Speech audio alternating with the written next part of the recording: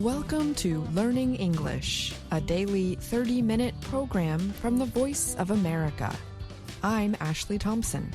And I'm Dan Novak.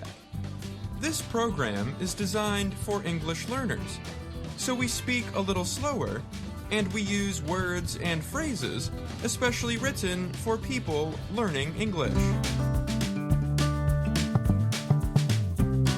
Coming up on the program, Katie Weaver has a story on the spread of bird flu in South America. Brian Lynn has the science report on the upcoming total solar eclipse. Later, Jill Robbins and Gina Bennett present the lesson of the day. But first, Anna Mateo reads one of the winning entries from our Teach Us About Ukraine writing contest. My name is Nadia Kyba. I am from Cherkasy, and this is my essay. They come in white, red, orange, brown, and yellow. They are the flowers in the gardens of Ukraine. And they are the lessons that I learned from childhood. As a child, I remember plenty of snowdrops in my grandmother's garden. The fragile petals managed to blossom despite a heavy snowstorm. I wanted to bring the white flowers into the house, but I was not permitted to step on them or to pick them. My parents said, "We must all cherish the snowdrops. There is no use in withered flowers." Little did I know back then that snowdrops were very rare, and they almost disappeared. I did not know it was more important to have them in the garden. Luckily, there were people who knew better. They created a reserve in Holodnyar to protect and care for those beautiful white flowers. They taught me to care for and protect even the smallest things. I lived in a village where children always helped to take care of its flower beds. At school, our class weeded beds of roses nearby. It was great fun to be outdoors in the fresh air. Moreover, the roses looked splendid. They smelled sweet in the sun, and girls used to pin them in their hair. Even now, when I close my eyes, I can still smell the beautiful roses. The first time I worked in a bed of roses, I prickled my hand with small but sharp thorns. I did not know that such beauty could hurt you. I understood then that it took much pain to gain something so beautiful. That was one of the most important lessons in my life. If I want something, I must be ready to work hard for it. The roses taught me to be persistent and hardy. And the roses showed me no pain, no gain. What comes to your mind when you hear the word garden? I see marigolds. I see orange, brown, and yellow marigolds. There are so many marigolds in the gardens of Ukrainians that it is hard not to notice them. People sing songs about marigolds. They are everywhere, under the apple trees, in the strawberries, near the fences, in the flower beds, and even on the roads. I used to plant marigolds with my mother. We gathered the seeds in autumn. Then we shared and exchanged the seeds with our friends or neighbors. I have warm memories of my family sitting on the bench in front of the marigold beds. My father told stories, and we chatted and joked. Marigolds remind me of home and the best moments of our lives. They taught me to share and communicate, to be a daughter and a friend. I'm Anna Mateo.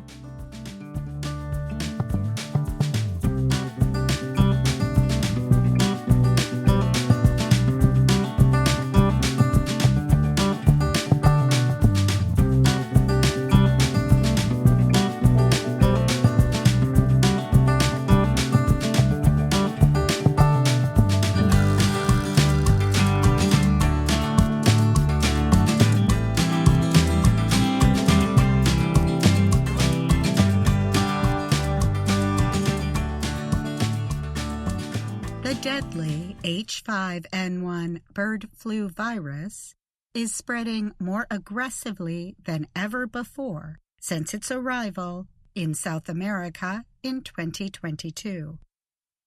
It is killing wild birds and marine mammals on the continent. Reuters recently spoke to 8 experts in bird flu science. All said the current spread raises the risk of the virus becoming a bigger threat to humans.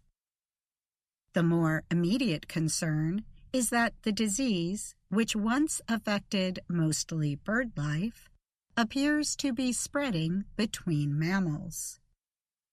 The disease has already killed several dolphins in Chile and Peru. It has also killed about 50,000 seals and sea lions along the coasts, and at least 500,000 birds across South America. Scientists have not yet tested infections in living animals to confirm mammal-to-mammal passage of the virus, but they believe it is very likely. It's almost certainly happened, said Richard Webby. He is a virologist at St. Jude's Children's Research Hospital in Memphis, Tennessee. It's pretty hard to explain some of these large infections and die-off without having mammal-to-mammal spread. The same version of the virus has appeared in many bird species. Among them are migrating species, scientists told Reuters. As climate change continues, animals are forced to move into new territories, often mixing with animals and viruses that are new to them. It's a matter of time before you will detect the first South American strain in North America, said Alonso Alfaro Núñez, a viral ecologist at the University of Copenhagen in Denmark. The growing concern led the Intergovernmental Pan-American Health Organization, PAHO, to gather health experts and officials for a meeting this week in Rio de Janeiro, Brazil. The group plans to launch the world's first regional program to supervise bird flu spread. The program will run observation and response efforts, a PAHO official told Reuters. Since the virus was first detected in Colombia in October 2022, there have been 2 known cases in humans on the continent. One was in Ecuador, the other was in Chile. Birds passed the virus in each case. The patients survived, but often H5N1 kills. About 60% of human cases of the virus end in death. The World Health Organization is unlikely to raise the H5N1 risk level for humans from the current low right now. The experts would require evidence of human-to-human transmission or signs of viral changes that would target humans, experts said. Several drug makers have said they are developing bird flu vaccines for humans. We're seeing the virus do little evolutionary steps that are on the long term moving towards a potential human infection, said Ralph Van Streels. He is a researcher at the University of California, Davis. He is studying South American variants of H5N1.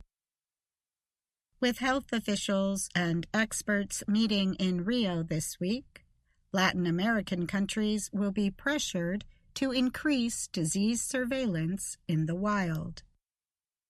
The region's data is lacking, and limited resources have left scientists struggling to understand how the disease is spreading in the wild. Scientists expect the number of cases is probably much higher than reported. Some cases are not getting laboratory testing. Bolivia, for example, did not register a case in the wild last year, but the disease has been reported in surrounding countries, said Manuel Jose Sanchez Vasquez, a disease expert for PAHO's Animal Health Center. Overseeing the disease response can also be complex, Sanchez noted. Public health officials deal with threats to humans.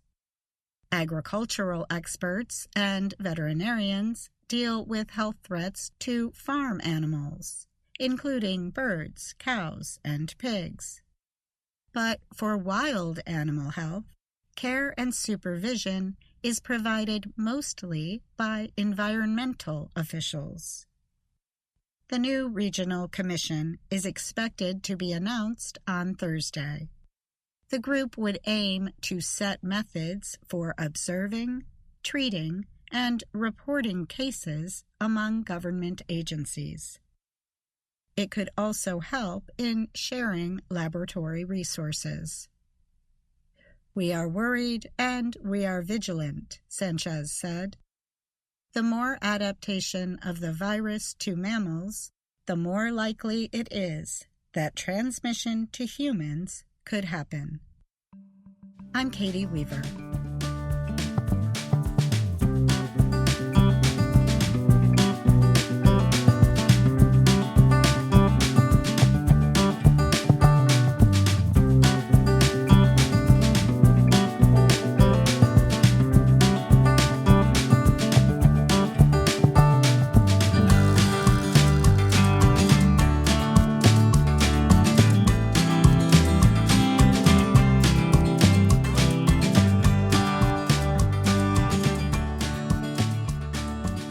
A total solar eclipse will take place in North America on April 8th.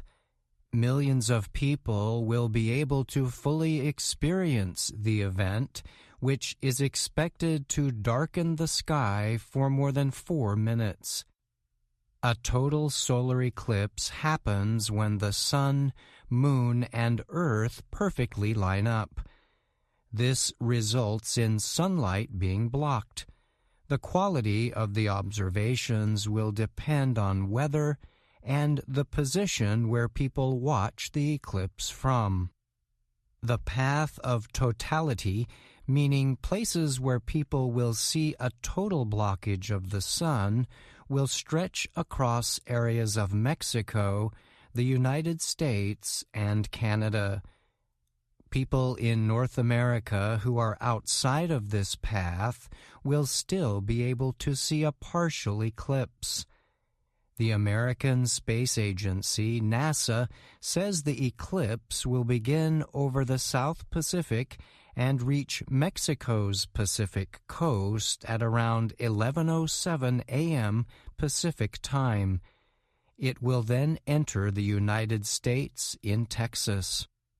The path of totality will then pass through a series of states before heading out from the northernmost state of Maine. The eclipse will enter Canada in Ontario and move across the nation before leaving northeastern Canada into the Atlantic. An estimated 44 million people live inside the 185-kilometer-wide path of totality, with about 32 million in the U.S. The eclipse is expected to last 4 minutes and 28 seconds, about twice as long as the one that darkened skies in 2017. The U.S. is not set to see another coast-to-coast total solar eclipse until 2045. NASA's Eclipse Watch program is led by Kelly Korek. She told the Associated Press the eclipse will permit many people to experience the wonder of the universe without going very far. People outside the path of totality will still be able to see a partial eclipse. The farther these people are from the path, the less the sun will be covered. For example, experts say Americans farthest from this path, such as in the northwestern cities of Seattle and Portland, will see about 1/3 of the sun blocked. As was the case with past eclipse events, people are being warned about the dangers of looking directly at the sun during the event. Since normal sunglasses are not considered effective protection, special eclipse glasses are suggested for eclipse watchers. The glasses should only be removed during moments when the sun's face is covered during complete totality. A total solar eclipse develops in several different parts or stages. The event starts with a partial eclipse as the moon begins to pass between Earth and the sun. During this stage, a partial blockage leaves the sun looking a bit like a banana. During the next stage, called Bailey's beads, points of light from the sun shine around the moon's edges.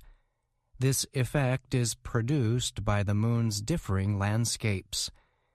NASA notes this stage is quite short and may not last long enough to be noticeable to all observers of the total solar eclipse. In the diamond ring stage, a single bright spot appears along the lunar edge even as the sun's atmosphere leaves a ring of light around the moon. This effect, which comes right before totality, looks similar to a diamond ring.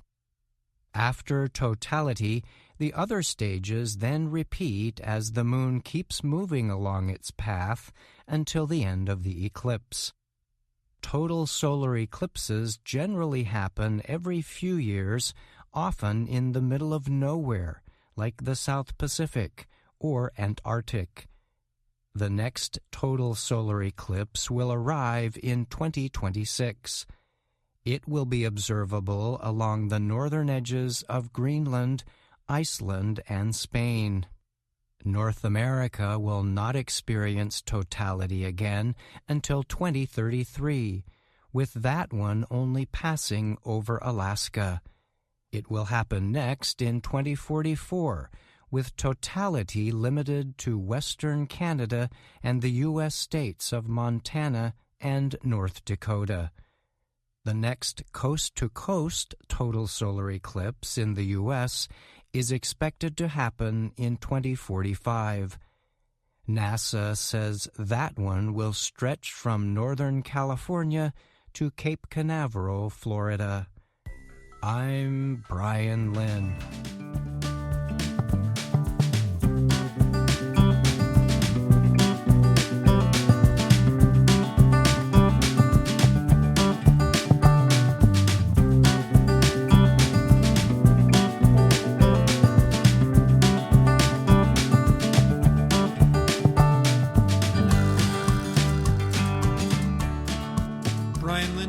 To talk more about his science report. Thanks for joining me, Brian. Sure, Dan. Glad to be here. This week's report dealt with an upcoming total solar eclipse arriving in North America on April 8th. We learned that only people within a certain path will experience complete totality during the eclipse. What can people outside this limited path expect to see? So it has been explained that the path of totality will start in Mexico before entering the southern U.S. in Texas, and it will keep passing over a stretch of the country until exiting the state of Maine and then heading towards Canada. So while people in the path of totality will see the sun completely blacked out, those in other areas will not. But they will see a partial eclipse still, and it will really depend on how close they are to that path of totality that will determine how much sun blockage they see. The report notes that these total solar eclipses generally happen every few years. What can you tell us about the next one? Yes, that total eclipse is set to arrive on August 12th, 2026. And this time it will not be passing over North America. Instead, experts say totality will be visible for people in Russia, Greenland, and parts of Europe. In Europe, the path of totality will move across Iceland, Spain, and Portugal. And that eclipse is expected to last 2 minutes and 18 seconds. So that one will be quite short compared to the one coming to North America next month, which will last about 4.5 minutes. Well, I'm pretty excited for April 8th. I hope it's a sunny day. Thanks again for joining me, Brian. You're welcome. Thank you, Dan.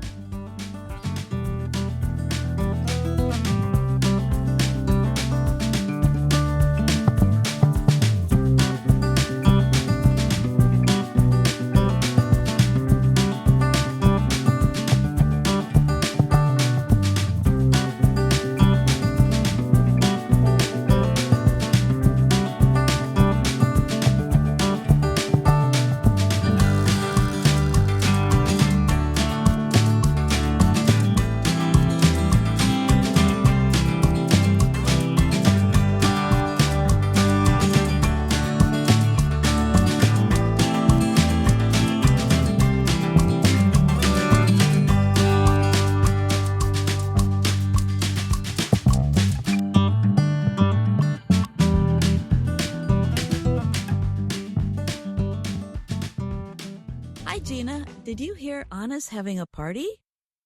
No, I didn't. It's this weekend? Yes, and you just gave me an example of what I want to talk about today. What are we talking about today? Restating using intonation to clarify what you heard. And you did that by raising your voice at the end of a sentence, like this. It's this weekend? So it's not really in the question form, where we usually change the order of the subject and verb. Instead, here we are using the same word order, but adding rising intonation to clarify we heard correctly. That's something really useful for people learning English, isn't it? You bet. In Let's Learn English Lesson 10, we see Ashley going over to Anna's house. Let me guess. She'll ask about how to get there? You just did it again. I'm really good at this. Let's listen. Hi, today my friend Ashley is coming over. I am showing her my new apartment. Oh, that's Ashley calling. Hi, Ashley. Hi, Anna. I'm coming to your apartment. Where is your apartment? My apartment is near the Columbia Heights Metro. It is near the Columbia Heights Metro? Yes, exit the metro and turn right. Then at the bus station, turn left. Then walk straight ahead.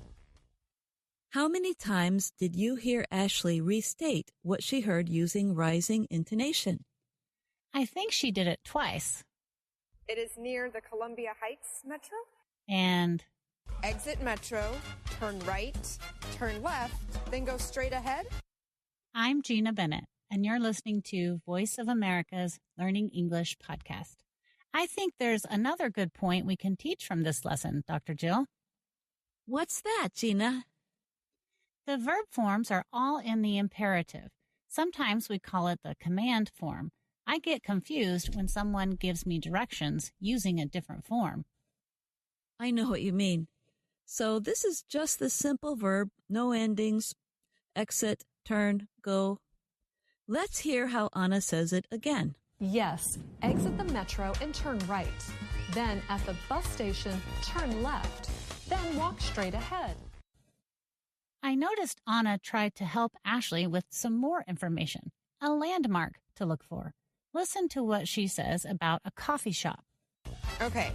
Exit metro, turn right, turn left, then go straight ahead? Yes, my apartment is near a coffee shop. Okay, see you soon. Hi, Ashley. Hello, Anna? Which coffee shop? There are 3 coffee shops. Okay, my apartment is across from a big department store. A big department store? Ah, I see it. Asked. Hey, Jill, did you notice? Ashley did that thing again with raising her voice at the end of a sentence to make sure she understood about the department store. Hi, Ashley. Hello, Anna? Which coffee shop? There are 3 coffee shops. Okay, my apartment is across from a big department store. A big department store? Ah, I see it. In the next lesson, lesson 11, we see Marcia is helping Anna find things in her neighborhood. There's the usual question you hear when someone is asking directions that begins with, where is? Marcia, before we get ice cream, I need to return 3 books to the library. Where is the library? It is on this street, on the corner. That's right. You can ask that way, or you can use another expression. Anna needs to mail some letters, so she asks, Anna, what are those in the book? Marcia, these are letters to my family and friends back home. 4 letters. Is there a post office near here? I'm Jill Robbins, and you're listening to Voice of America's Learning English podcast. Marcia helps Anna, but doesn't send her to the post office. Let's listen. No, the post office is far from here, but there is a mailbox across from the store. Awesome, let's go. Marcia, now I need to buy stamps. Do you have cash? No. Is there a bank near here? There is a bank behind you. Now I have cash. I can buy stamps. That store sells stamps. Wait here. I have stamps. Wow, you're fast. Thank you. Thank you, letters, for sending my words, my love, to my family and friends back home.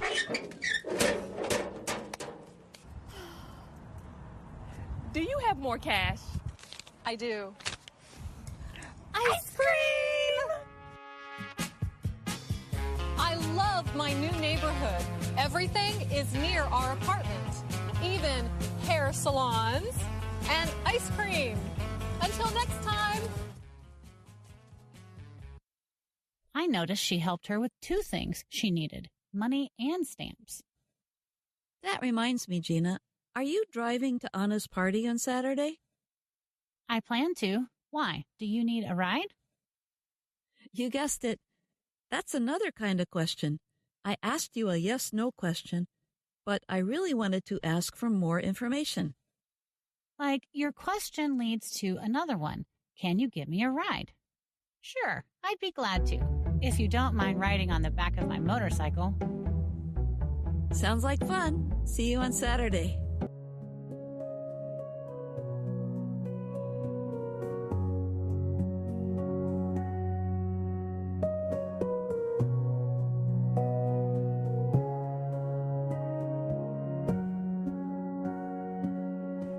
And that's our program for today. Join us again tomorrow to keep learning English through stories from around the world. I'm Ashley Thompson. And I'm Dan Novak.